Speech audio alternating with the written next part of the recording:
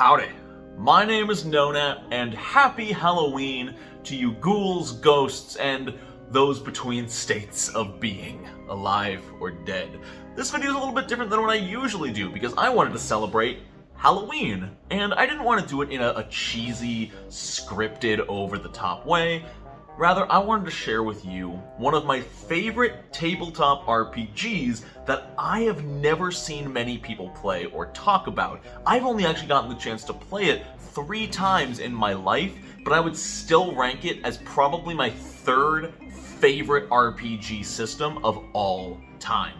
And it doesn't use dice, it doesn't use character sheets, and unless you want to get the super detailed rules, it's free. It's also specifically designed to tell horror stories in a TTRPG setting, because this game is called Dread. And Dread is a game where the players all play as normal, real-world humans. You don't pick a class, you don't have attributes, you are just a person. You don't have to be yourself. In fact, you do still get to build your own character, and the character sheet is going to be different for every game of Dread. This is because the characters in Dread are all created by answering a survey written out by the GM. But perhaps the most interesting part of Dread, as I said, it's not played using dice, it's played using a Jenga tower. This is a tabletop RPG where every skill check, attack roll, anything you might be doing that requires any semblance of character skill is pulled from a Jenga tower. Also, this video is sponsored by G Fuel. This time I'm not doing some over-the-top, fun little G Fuel man skit. I'm doing an unscripted real video with y'all, so I wanted to do an unscripted real ad placement for y'all. You know, I love making jokes about it, but honestly, G Fuel has been a great addition to my life. Like, it has replaced coffee in the mornings for me, and I just do like half a scoop of it every morning.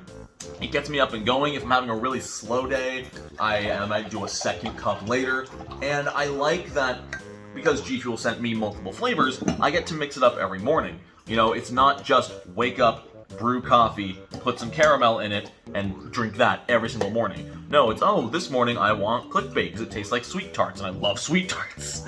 Oh, this morning I want hype sauce because it tastes like strawberry lemonade or raspberry lemonade, which I also freaking enjoy. I've actually started taking to mixing G Fuels, which hasn't killed me yet. I don't know exactly if that's what they entail you, but mixing the Monster Hunter G Fuel with hype sauce has been absolutely amazing. So, yeah, I just wanted to let y'all know that I do endorse G Fuel as a product. They help support the channel, and they help support me getting my actual work done. So if you would like to get some G Fuel for yourself, there is a link in the description, and if you use code NONAT at checkout, you will get 30% off your order.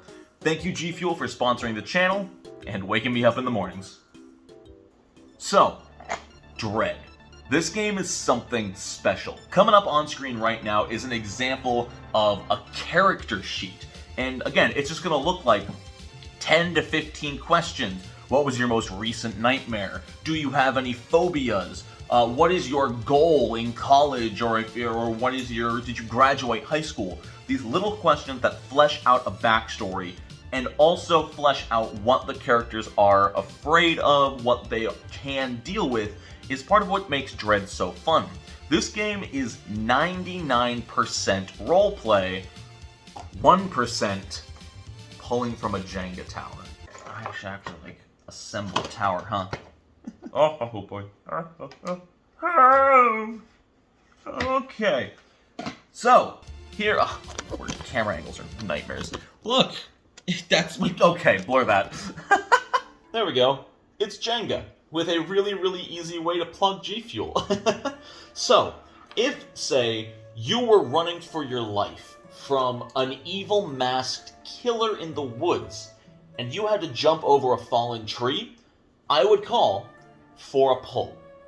So you would be like, okay, I'm gonna try to run away, to jump over the fallen log, and normal Jenga rules, you can only use one hand at a time, and then continue to build the tower. What this means is that at the start of the game, things aren't that dangerous. You know, the odds of someone ruining the Jenga tower and knocking it over from a fresh stack are slim to none. You know, like I'd wager the first 10 pulls of a Jenga tower are all... I almost killed it. I almost actually just killed it. The first 10 pulls or so are pretty harmless, but it does get worse and worse the more you play. So, the more dangerous or risky business you pull, the more likely it becomes that someone is going to die.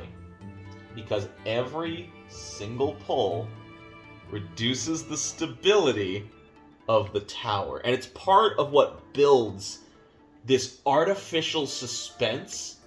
But as long as you suspend your disbelief and let yourself get taken into the world with the Jenga tower as your medium, you can build so much suspense off of a single pull. And every time someone survives a pull, it's not even a breath, it's a breath of fresh air. You know, everyone breathes like, oh, we lived another day. But it also means that the next person who has to pull is that much more likely to take the tower down. It is so fun. Now, I haven't explained it yet, but what happens if the tower goes down? What happens if you're the one who pushes on the wrong block and takes it all down? Well, that's how your character dies. At any point during the game, if you are the one responsible for knocking down the Jenga tower, your character is dead. It might not happen right then, especially if it's not a good narrative moment, but if you knocked down the Jenga tower, your character will be dead by the end of the game. This is designed to be played in one-shots, so you play like a 3 or 4 hour session, and either everyone dies, maybe someone survives, but it's worth mentioning that this game works best with multiple players. Ideally at least 4, because if you have less than 4 players, then there's a lot less pulls. You know, if that fallen tree trunk needs to be jumped by all 4 players, well, that's 4 chances of the Jenga tower going down, and 4 pulls making the Jenga tower even more unstable. Whereas if it's only, say, 2 players, they get to do effectively twice as much. Though, to be fair, that does mean they go longer without dying. So, it's up to you. There are people who love to play this game with huge groups of people, like 8 players, and that's where I would say you have 2 options. The first option is play it like a slasher movie. People are going to start dropping left and right. If 8 people need to jump over that fallen tree trunk, someone's probably getting caught by the masked killer. Or you can divide them into 2 groups of 4 and give each of them a Jenga tower. This will still lead up to the same number of kills, but the kills won't happen quite as fast, as there will be 2 towers, but they'll likely both go down close together. The final mechanic that I haven't explained is the self-sacrifice. If someone is facing an impossible Jenga tower, like they're running from the masked killer, they're trying to jump over the tree trunk, and there's not a single loose brick, the tower is already waving just from a light breeze, if you see that someone can't possibly succeed, you can get up from your seat and shove the tower down. I'm terrifying my dog, I'm so sorry. If you do that, that person gets to live, but your character dies in their stead. Maybe you turn around, run back, and pull them up and over the tree log, but the masked killer catches up to you instead. The beauty of this game being so simplistic in its practice is that you can tell so many different kinds of horror stories. Like, technically it doesn't even have to be horror, but death is a pretty major player in this game. I'm sorry, I just have to leave. This dog is being really, really, really cute. Hi. Hello. Can I help you?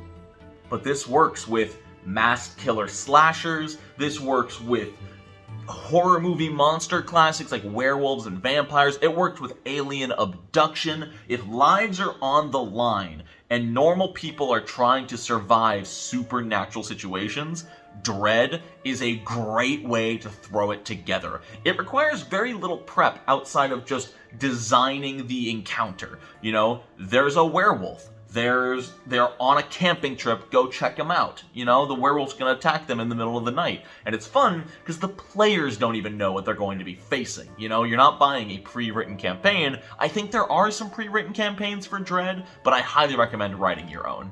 If this sounds interesting to you, I will leave a link in the description to the Dread rules, as well as the Dread full rules, which you can buy for a small fee. And I'm also going to leave a link down there and in the corner of this video to the Will Wheaton's tabletop episode where they played Dread. If you want to see it in action, that is a great place to check it out. I think it has Laura Bailey. It's a fantastic episode. They just have a ton of fun doing these spooky, fun tabletop shenanigans. You know, get yourself some good horror music, ambient music on a playlist, bake some spooky snacks and popcorn, get together around a big table, and just tell a spooky, interactive story where your character's life is literally in your own hands.